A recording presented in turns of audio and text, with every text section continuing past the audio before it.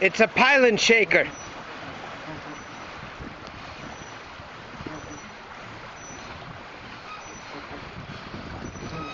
That piling is probably about 60 foot long to the bottom. Just look at the force of the water.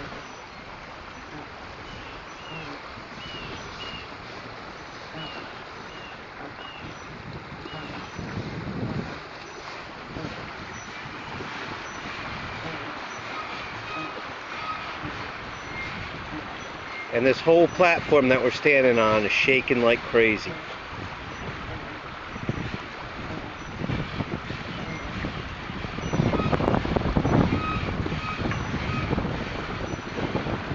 Actually have to hold on.